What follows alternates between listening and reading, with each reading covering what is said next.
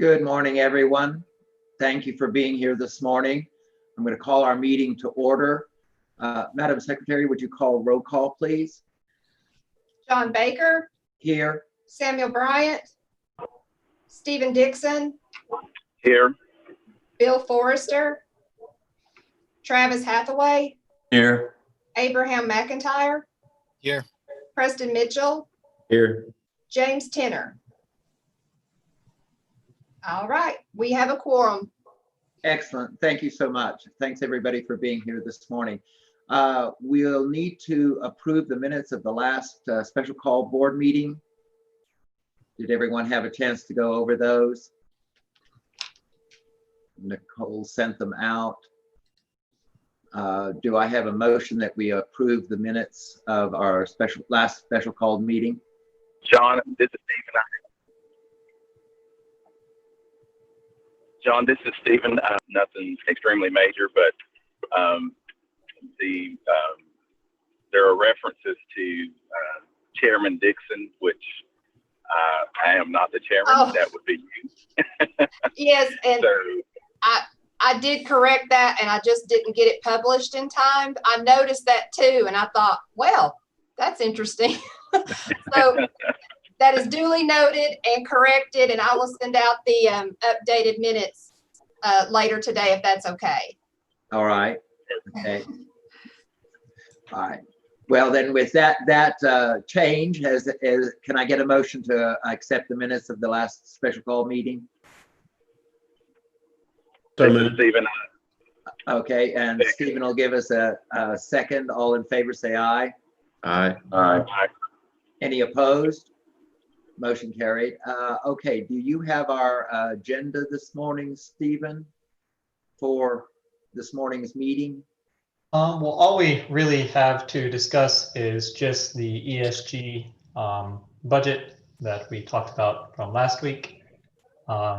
So at the last meeting, there were a couple things we wanted to follow up on, one being the units over in Fairview, whether or not we could use those as a temporary shelter.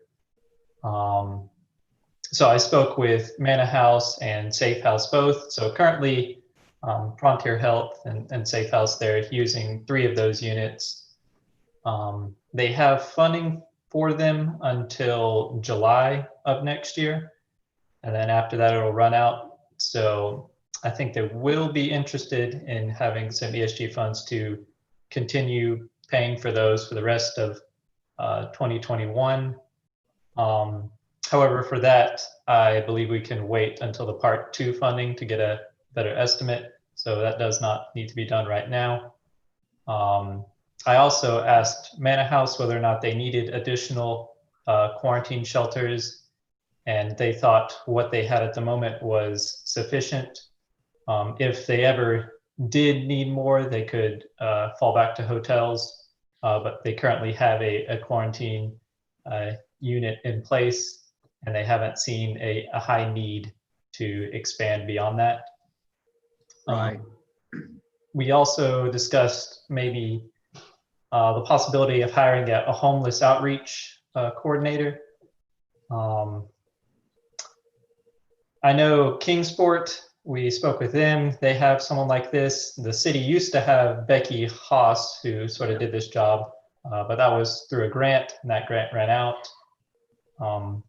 This ESG funding is only going to last until the start of 2022.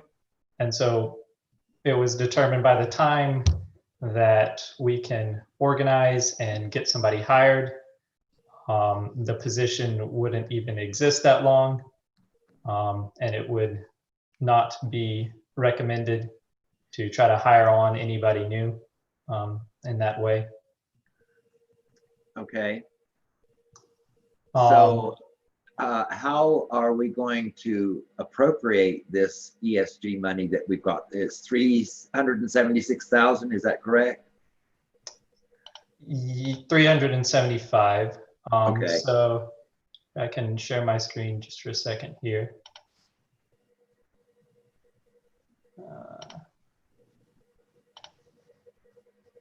So this is sort of the request from Safe House and Manor House. If you can see those, Safe House requesting 70,000, Manor House requesting 176,000, which would leave 128,000 unallocated. I have spoken with THDA though. That is that can roll over into the Part 2 funding. So it's not just going away if we don't allocate it right now. So the Part 2 funding should be by the end of this year. And if a good use for that extra comes up, then we'll have more time to develop a plan and spend it on that. Will those rollover funds, Stephen, still have the requirements of the initial, or will they be more lax like the second round is going to be? So this is all the Part 1 and the Part 2. It's all from the same source of funds. So it has the same requirements. It's just about the only difference is for this Part 1 funding, THDA specifically is asking to hold off on rehab projects. So it's not a HUD requirement to hold off on the rehab stuff. It's a THDA request. So the Part 2 funding is going to have all the same waivers and exceptions that this Part 1 funding has. Okay. Can I ask a question? Stephen, just for clarity, for the sake of clarity, the spreadsheet that you've got open showing Safe House request, is that varying from the Word document that you provided at the last meeting? Are there any items in their Word doc that was submitted that is not eligible that has been removed from your spreadsheet? Yes, so on that Word document, there was a request for some bathroom expansion, some wall repairs, and then also some suicide prevention assist training. The suicide training is just ineligible for ESG funding at all. The bathroom expansion, the wall repair, that stuff we can fund with the Part 2 funding. So when that rolls around, I think we should use Part 2 to fund those, but hold off on this Part 1 funding. Thank you. The rollover money, Stephen, Yes. in the second round, of course, it will be available to do rehabs and things like that. Mm-hmm. If we roll over that 100,000+ that we have left over, will that be available then for rehab, or will it be under the rules of this first initial? No, it will be available for rehab renovation projects. Okay. At this time, we don't have anyone else that is requesting any other funds, and we are not able to appropriate some of those units for additional homeless use. Is that not going to be a possibility there? Well, I've spoken with Richard, and while we could maybe convert a couple more of those units into maybe like temporary quarantine shelter, they wouldn't really work that well for just like homeless shelter kind of use. It would be specifically quarantine units. So unless there's a need for more quarantine units than we have, then that's not really a good use of these funds. Right. Okay.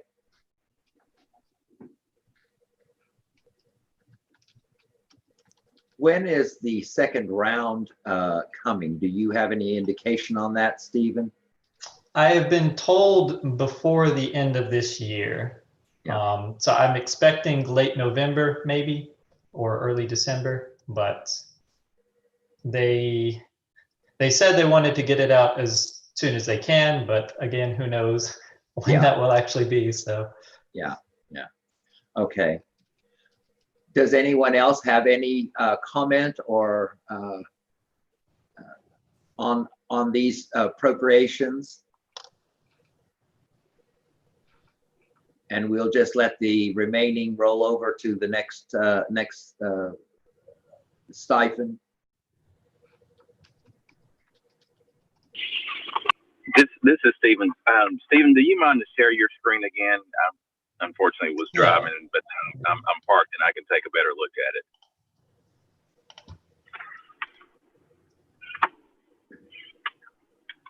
So that's just a simple sort of chart there of the funding request. So Safe House was wanting the money to get a couple minivans for transportation. I think at the moment they have one, but that's not very good for transporting multiple families. Hey, Stephen, forgive the interruption. Since Stephen Dixon's on his cell phone, can you zoom in on your on the bottom right-hand corner? If you go to the bottom right-hand corner of your whole spreadsheet, maybe right there, and zoom in.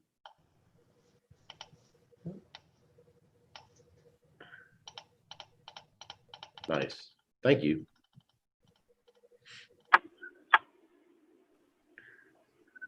Thank you. There we go. Okay. Can you see that, Stephen Dixon? Yes, thank you. I sometimes forget that I have a big monitor. So. Yeah.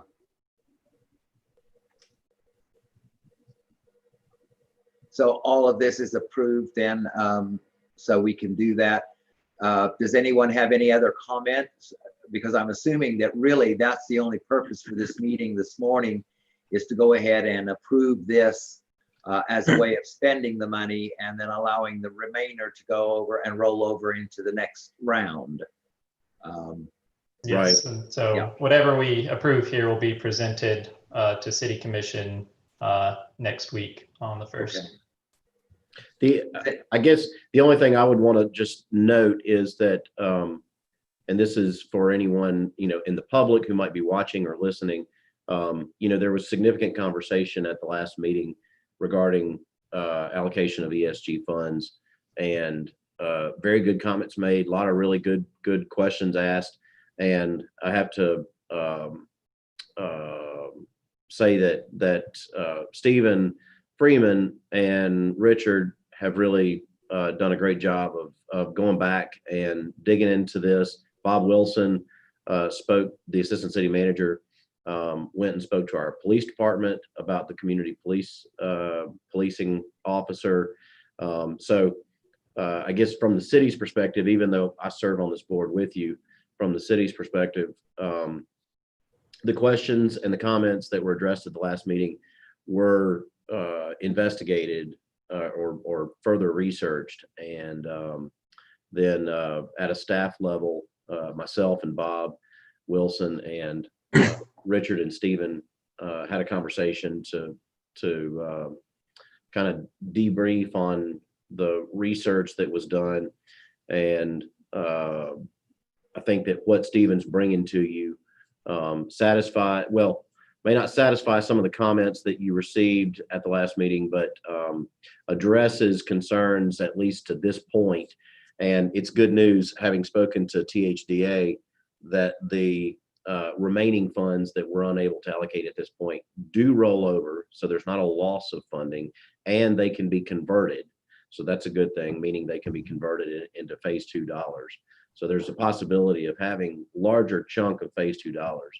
So I appreciate what Stephen has done. I do understand, or at least I believe, that Ms. Cooper, who spoke at the last meeting, might be wanting to call in for this meeting. I don't believe we have a designated public hearing, but it would be up to the board. It would be up to you, Mr. Chair, whether or not you wanted to allow public comment. But based on the information that we've received, based on the research that Stephen has done, I would move approval of the ESG CARES Act funding as requested. Okay. Have a motion then to accept this. Do I have a second? Second. Okay. Any further comment? Yeah, sorry, Abraham. I saw that Safe House has a great, it looks like in the notes, and maybe I'm just missing it, has a great explanation of their expenses. Does Manor House have the same thing? There is a bit more of a breakdown. Here, I can.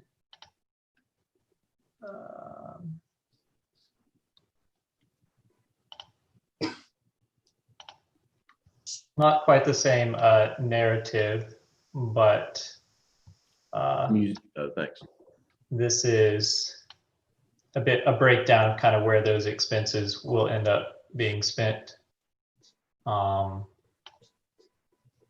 Again, that would be several pages long if they wrote out every single expense here. But this is funding a lot of what they are already doing. You just condensed it on your first slide that you Yes, put up yes. there. Yeah. Yeah. Okay. Can you, is Anyone- Go ahead. it okay to share or add that in that spreadsheet into our minutes or the notes? Yes, I can absolutely do that. Thank you. That'd be helpful. Any further comment? Well, we have a motion and a second. All in favor, say aye. Aye. Any opposed? Motion carried. Very good. Preston, I'm most interested, or I'm wondering if we can pursue getting this, trying to replace Becky Haas, because Becky did a great job with liaison and that sort of thing. And I'm wondering if that wouldn't be a position that going forward would be very advantageous for community outreach and that sort of thing. Is that a possibility, Preston? Well, so help me understand, just in my relative newness, help me understand where she was placed and in relation to Stephen's position. She was actually with the city police department. I believe that she was under the auspices of the police department as a community outreach for the police and for the different Carver. She worked with us at Carver and a lot of the local